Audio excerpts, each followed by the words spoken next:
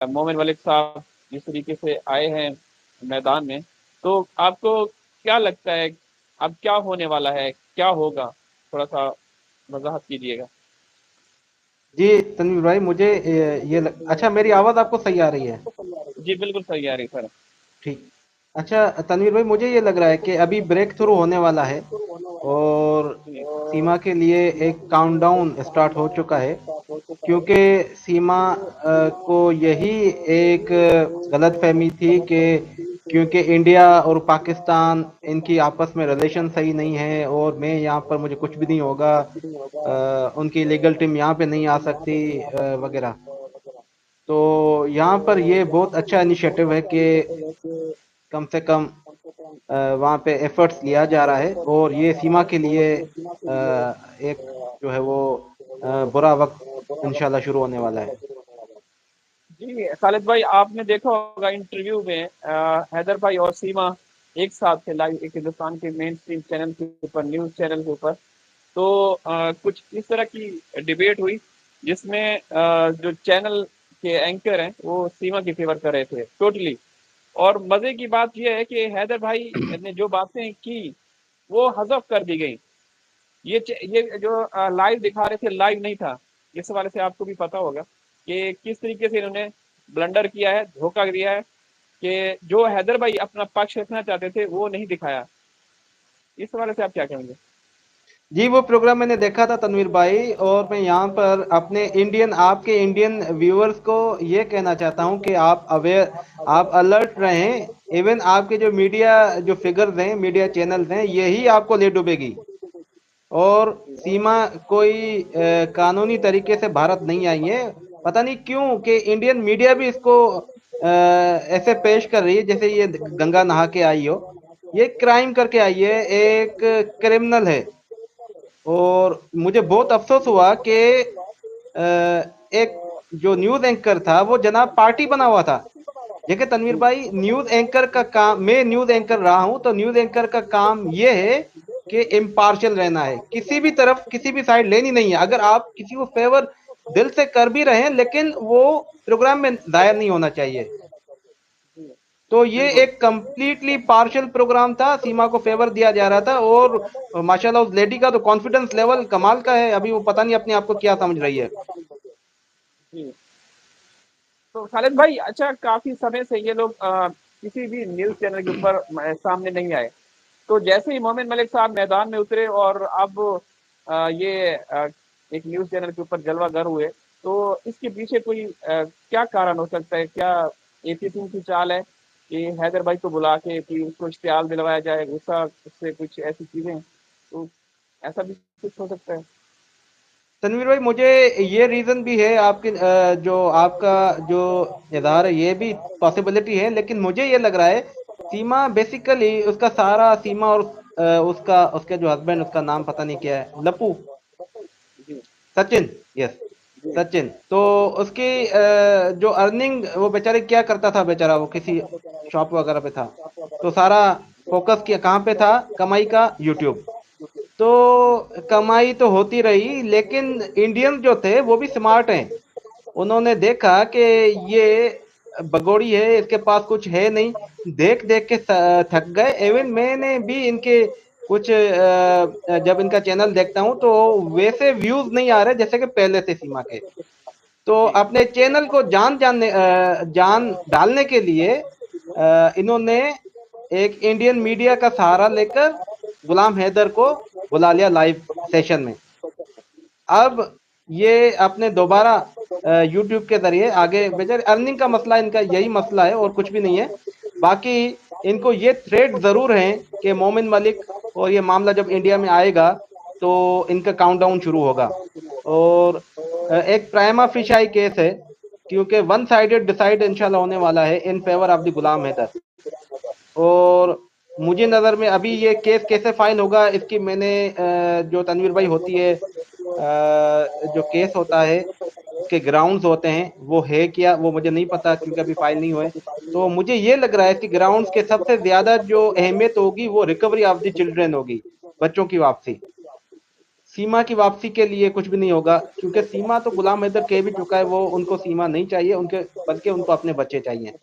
और इस हवाले से तनवीर भाई, काफ़ी प्रोग्राम मुख्तलिफ जो है आपके भी प्रोग्राम आए हैं, सर रोशन के, और काफ़ी पाकिस्तानी यूट्यूबर्स, इवन इंडिया के यूट्यूबर्स के भी, के बच्चे जो हैं वो सेफ नहीं हैं, जी क्योंकि जो बच्चे हैं वो सॉफ्ट टारगेट होते हैं, और वो ब्लड रिलेटिव भी वहाँ पे नहीं है मीना फैमिली में, तो उनको सिक्योर करना एक प्रायोरिटी बेस पर केस फाइल करना ज़रूरी है, ताकि बच्चों की रिकवरी हो जाए और उनके रियल पेरेंट के पास जाए। अच्छा, खालिद साहब, सीमा इंटरव्यू में ये कहती नजर आ रही थी कि ये जो कवानीन है ये क्या आपके लिए है? हैदर भाई को चुनौती दे रही थी कि जो कानून है मेरे लिए नहीं है। तो इस हवाले से क्या एक एक ऐसी खातून जिसने कानून की धज्जियां उड़ा के रखी हैं, तो उसके लिए क्या कवानीन है, कौन से कानून है जो जिसको उसका सहारा लेने की कोशिश कर रही थी कि मेरे लिए भी कवानीन है? तो वो किस कानून की बात कर रही है, उसको क्या प्रोटेक्शन मिलेगी?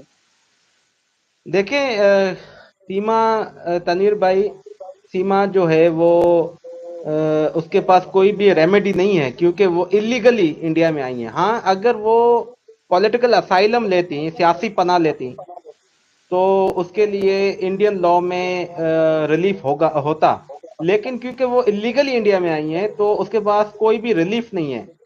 अब सीमा को क्यों लग रहा है कि उसको रिलीफ मिलेगा? वो इसलिए लग रहा है कि इंडिया में जो गवर्नमेंट है वो एक जो मोदी गवर्नमेंट है, जो आरएसएस की गवर्नमेंट है, तो ज्यादातर जो बीजेपी है वो, क्योंकि सीमा कन्वर्ट हो चुकी है हिंदुइज्म में, तो इसका फायदा ले रही हैं कि हो सकता है कि बीजेपी उसको फेवर करे, क्योंकि मैं एक हिंदू हूं। तो यही एक फेवर है। लेकिन यहाँ पर मैं, मुझे पता है कि इंडियंस जो हैं वो ज्यादा स्मार्ट हैं, वो जानते हैं सीमा हिंदू मजहब का भी गलत इस्तेमाल कर रही है। जैसे सीमा की बिल्कुल। 40 इयर्स एज है ना, मोर देन 40 इयर्स, तो मोर देन 40 इयर्स जब वो इस्लाम की ना हो सकी, तो कैसे हिंदुइज्म में हिंदू मजहब के साथ सच्ची होंगी? ये मेरा इंडियन आपसे सवाल है। तो जैसे सीमा इंडियंस को, इवन हिंदू मजहब को भी इस्तेमाल कर रही हैं, तो यहाँ पे गवर्नमेंट को, बीजेपी गवर्नमेंट को होश के नाखून लेना चाहिए, रियासत को केस दाखिल करना चाहिए। तनवीर भाई, ये तो गुलाम हैदर बेचारा मजबूर हो गया है। ये केस जो पहले बनता ही था कि इंडियन गवर्नमेंट केस फाइल करती और स्पीडी ट्रायल होता और उसको लात मारकर बाहर निकाला जाता या सजा होती। अच्छा खालिद साहब, अच्छा हमारे जो दर्शक हैं वो अब बड़े बेचैन हैं कि अब मोमिन मलिक साहब तो आ चुके हैं। एक हिंदुस्तान वाली साइड से जो कंफ्यूजन थी, एक कश्मकश थी कि पता नहीं चले, बहुत सारी बड़ी शख्सियत थी जो आवाज उठा रही थी मुसलसल हैदर भाई के हवाले से, लेकिन क्लियर नहीं हो रहा था। अब एक चीज क्लियर हो चुकी है कि मोमिन मोमिन मलिक साहब मैदान में आ चुके हैं, वही फाइट करेंगे, लीगल फाइट करेंगे।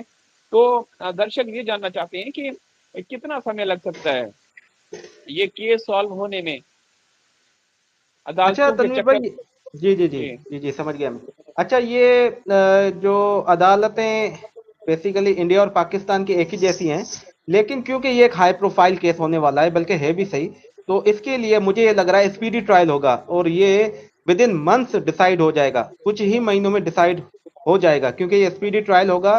जो इंडियन गवर्नमेंट की भी यहाँ पर फोकस होगा, और पाकिस्तानी गवर्नमेंट की फोकस नहीं है। हालांकि पाकिस्तान गवर्नमेंट की फोकस होना चाहिए था, ध्यान होना चाहिए था, लेकिन पता नहीं क्यों गवर्नमेंट ऑफ पाकिस्तान इस हवाले से खामोश है। ये भी एक किस्म की इग्नोरेंस एक्सेप्टेबल नहीं है, क्योंकि गवर्नमेंट ऑफ पाकिस्तान के 4 बच्चे एबडक्टेड हैं।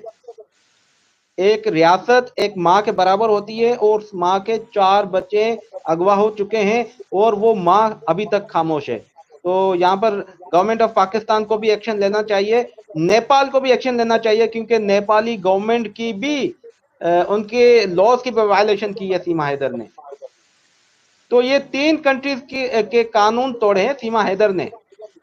तो तनवीर भाई, स्पीडी ट्रायल होगा, मुझे लगता है कि ये कुछ महीनों में जैसे ही केस फाइल होगा, और ये केस डिसाइड होने वाला है, और उम्मीद है कि ये डिसाइड जो है वो मेरिट पर हो। अच्छा, खालिद साहब, आप एक लीगल एक्सपर्ट हैं, आप क्या समझते हैं कि इसको डिपोर्ट कर दिया जाएगा या जेल होगी, इसको सजा होगी? क्योंकि हिंदुस्तान से कुछ ऐसे माहिर कानून है वो ये कहते हैं कि इसको पहले जेल होगी, जेल के बाद ही इसको डिपोर्ट कर दिया जाएगा, सजा लाजिम जी होगी हाँ। इसको। जी इंडियन सिटीजनशिप एक्ट एक कानून है और दूसरे भी कुछ कवानीन है इंडियन गवर्नमेंट के, जिसके तहत अगर इलीगली कोई आता है तो वो उसको सजा होगी।